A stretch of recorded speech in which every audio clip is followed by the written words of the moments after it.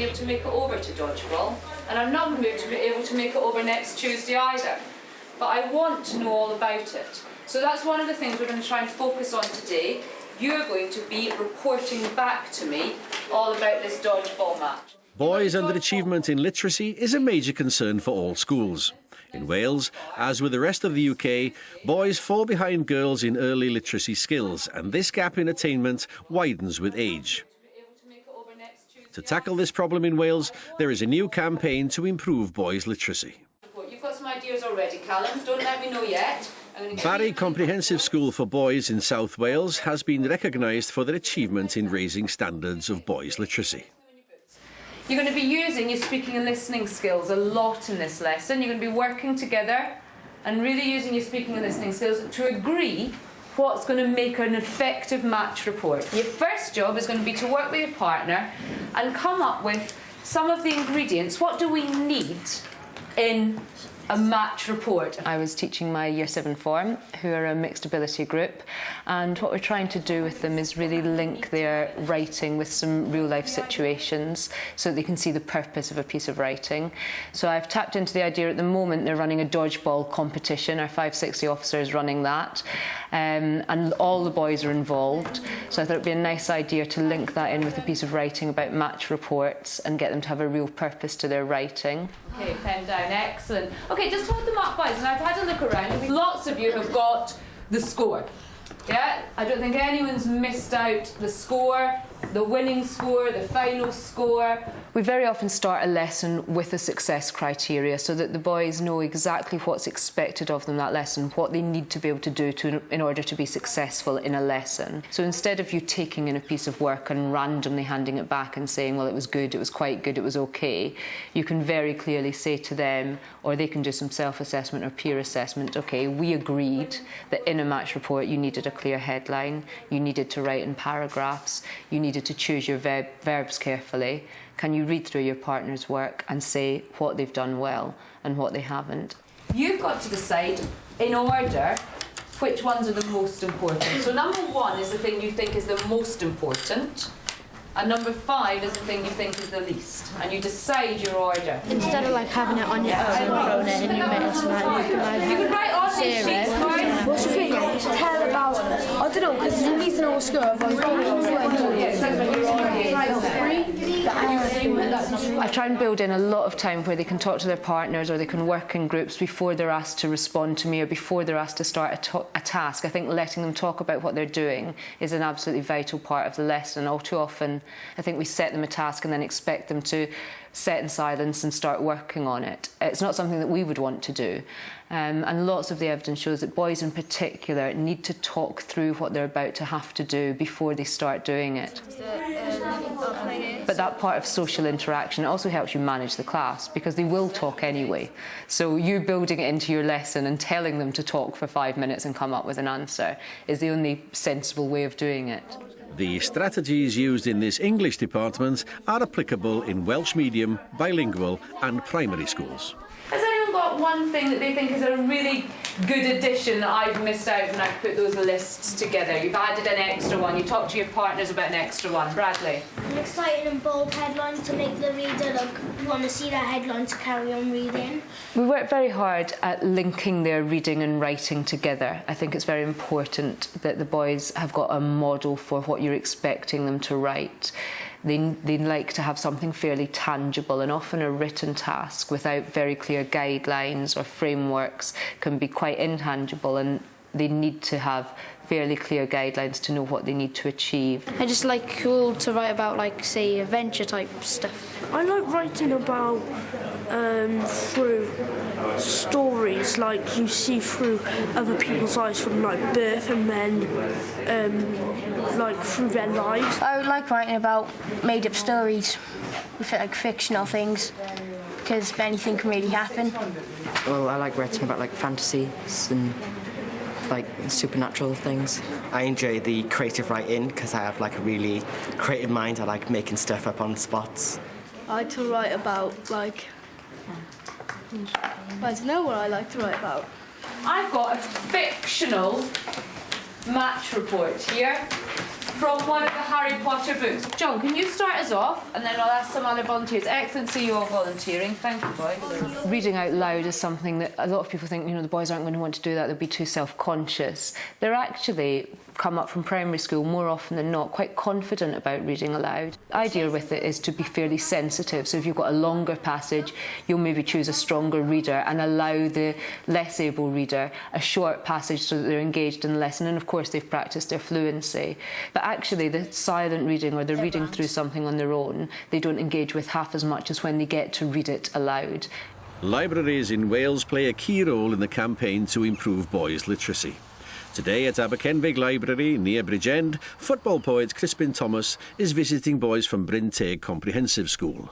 OK, it's called Football Stuff. It's not too powerful at the back, is it? This is a poem about football stuff. I don't know about you guys, but I've had enough. Stuff about wages and transfer fees. Stuff about the newspaper saying what they please. Stuff, stuff, stuff. I'm talking about football stuff. I said stuff, stuff, stuff. I'm talking about football stuff. We received a grant to work with boys aged 12 to 14. So we had to put in place then a project that would attract boys, would motivate boys. Use up to 7 syllables to tell me why is football so popular, so big, so expensive, so enormous. Why does everybody go to it? You can play with your friends. You can play it with your friends. It's brilliant. If their parents don't bring them into libraries from a young age, they might never come across the door of a library. So we try and encourage schools to bring them in for class visits or for events. We'll have authors, visiting authors, storytellers, any kind of activity that will bring them into the library, perhaps with their school. So this is a haiku. Can somebody just read out the first page of their haiku? A ball into a net. The fact that he's talking about football makes them forget it's poetry. They might be a bit turned off if they thought they were going to be having to write poems, But the fact that it was football is something they were interested in. And I think that's the key with boys, is finding something they're interested in. And hopefully then that they will think, well, I can read about that, I can find out about that. And that will encourage them to read. Hitting a ball with your foot. Hitting it with your foot. Try to stock the kinds of books that would attract them, and reading at all levels as well.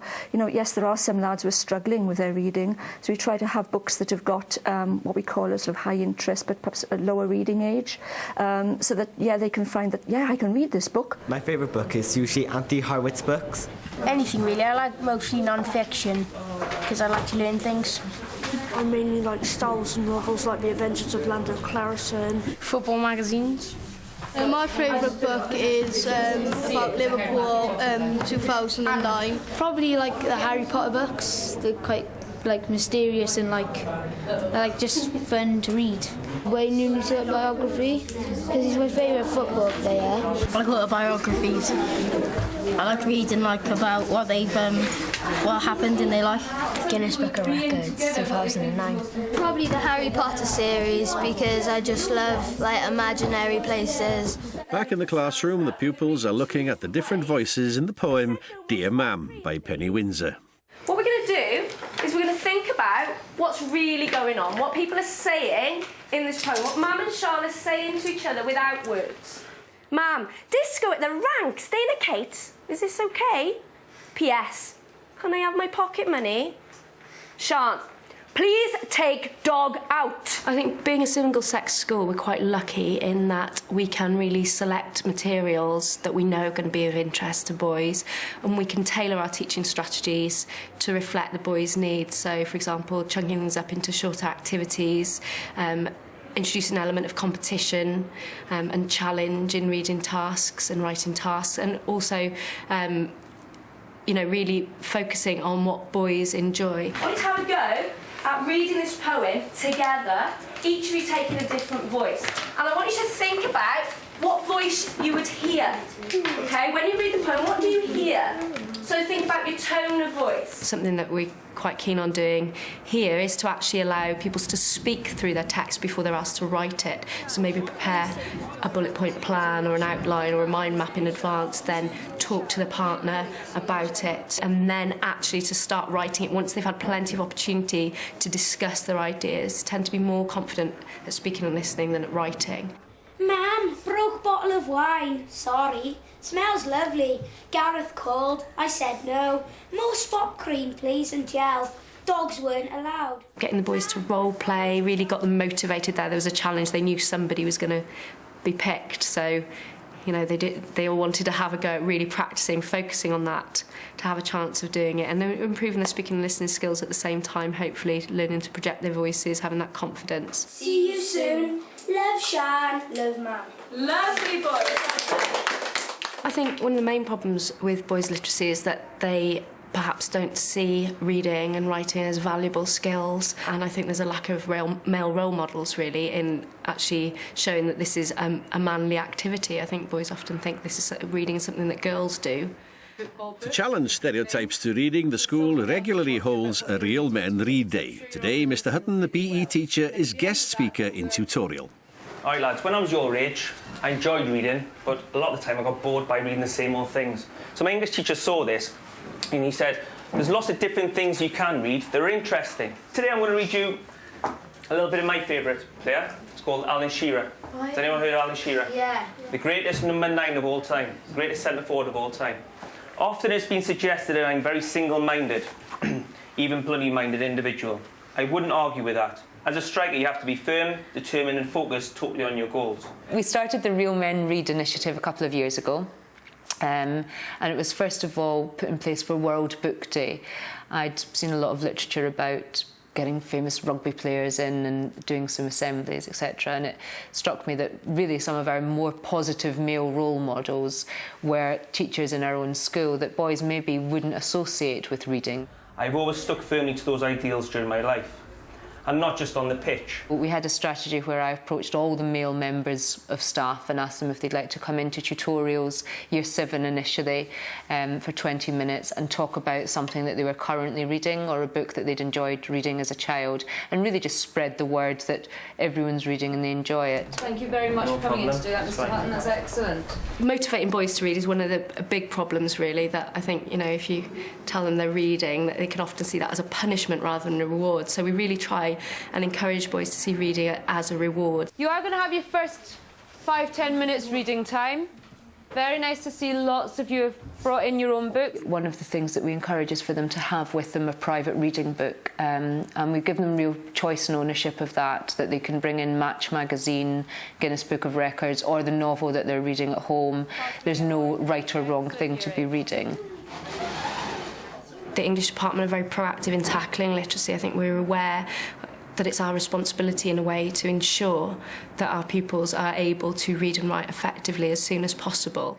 English is actually the best performing course subject at the moment in the school, which would seem to be against a national trend. And I think it's because we're so aware of it being an issue that we've got so many strategies in place, and as an English department we work together with the whole school and with the senior management team to make sure that we're doing everything we can to counter that trend.